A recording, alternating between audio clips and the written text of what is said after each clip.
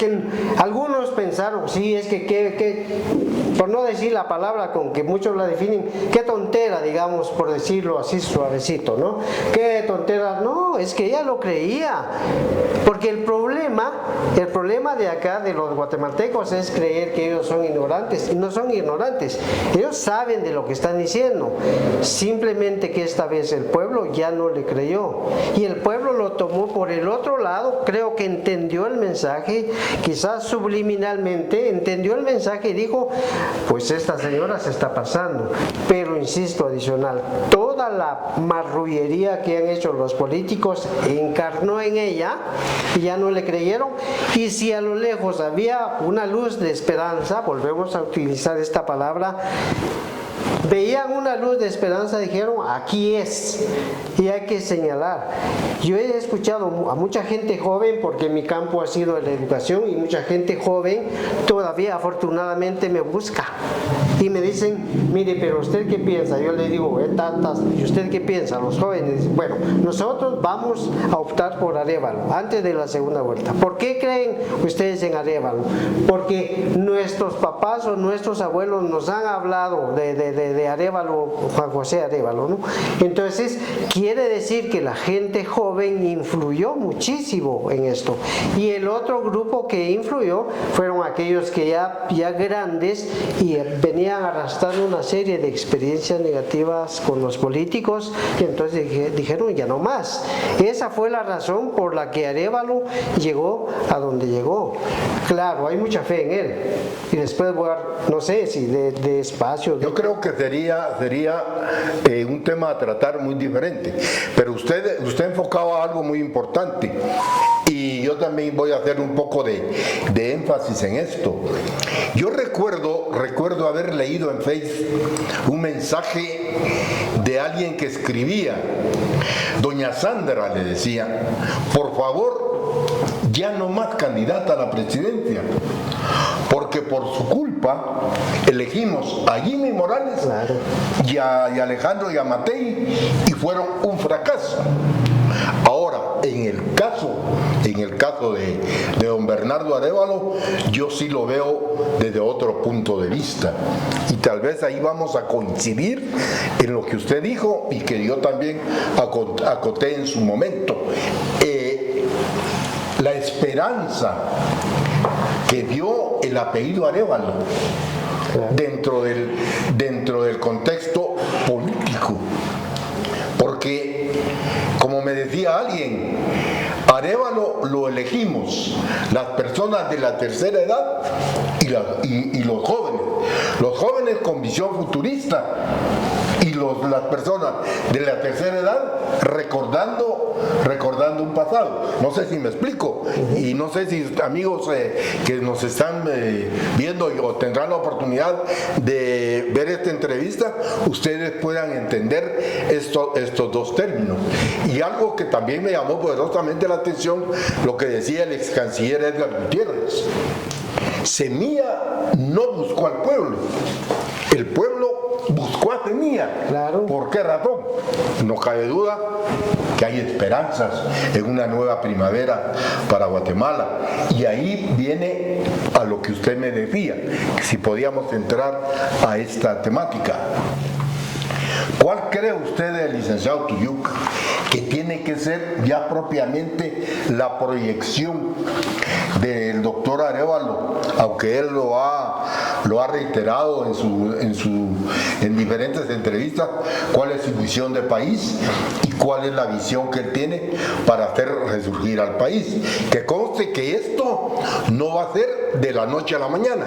Razón, él tendrá que ver en qué situación va a recibir él al país, en lo político, en lo económico, en lo social, o en los aspectos que ustedes quieran tomar en cuenta.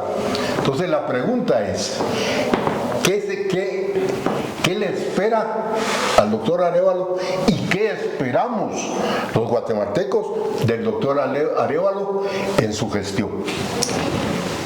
Bueno, para el presidente Arévalo, este es realmente un monstruo al que tiene que vencer, porque en 4 años lo más probable es que quizás a duras penas le dé tiempo de barrer toda la basura y toda la mugre que están dejando estos políticos que históricamente han ensuciado toda la historia de nuestra Guatemala. Entonces, tiene que enfrentarse al Congreso de la República, ¿ya?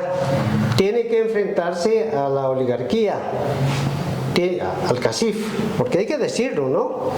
O sea, todo esto que está pasando, y yo regreso a la introducción, cuando John Dewey dice, la política es la sombra que proyecta sobre la sociedad, el mundo de la gran empresa es esto, el CACIF, ¿no? Porque hoy día, desafortunadamente, ya los gobiernos no tienen el poder que tenían antes, es decir, el poder subsidiario del Estado que consiste en darle a cada quien, y esto es un principio incluso bíblico, dice, de cada quien según su capacidad y a cada quien según su necesidad. Ese es el papel del Estado, eso es lo que se llama el papel subsidiario. Sin embargo, eso ya no es posible, porque ahora son las grandes, incluso corporaciones a las que se va a enfrentar también Arévalo, ellas son las que ponen las carpetas sobre la mesa de los gobernantes y les dicen esto se hace, ya no son los gobiernos, es decir, ellos cumplen una función hasta cierto punto gerencial, pero también se va a enfrentar entonces, digo, al Congreso, a la oligarquía, y hay otros poderes ocultos, ya no tan ocultos, póngale el narcotráfico. Esto es real, no es mentira. Bueno, ahora, frente a eso que él va, al que se va a enfrentar ahora, ¿qué posibilidades hay o qué piensa el pueblo, ¿no? ¿Qué espera el pueblo? Y ahí sí me voy a tomar la libertad quizás de contradecirme un poquito en mi idea de la esperanza como redención. Él hará el mejor esfuerzo, pero hay que decirlo. Miren, no esperen mucho. Estimado vecino, no esperen mucho. ¿Saben por qué?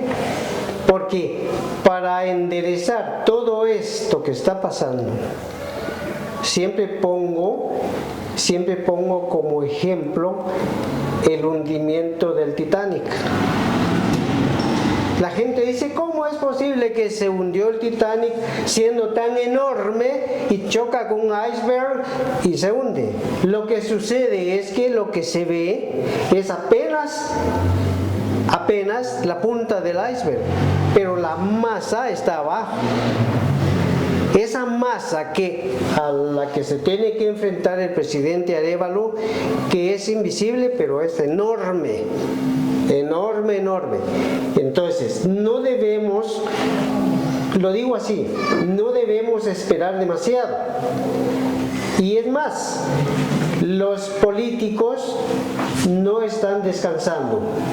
Los políticos están trabajando, la oligarquía está trabajando, todo el poder mediático, la prensa, por ejemplo, los grandes medios de comunicación, ¿ya? Están trabajando, ellos están haciendo su trabajo. Entonces, para que más adelante, porque ellos van a hacer una serie de estrategias, de estratagemas, de formas, para poner al presidente, o al revés, no al presidente en contra del pueblo, sino al pueblo en contra del presidente, porque lo que van a hacer es crear un ambiente de zozobra, crear un ambiente en donde van a decir, miren, ahí está su presidente, les dijo esto, les dijo aquello, les dijo lo demás, y vean, ¿qué va a pasar? Las revoluciones que han habido en otros países ha sido lo mismo.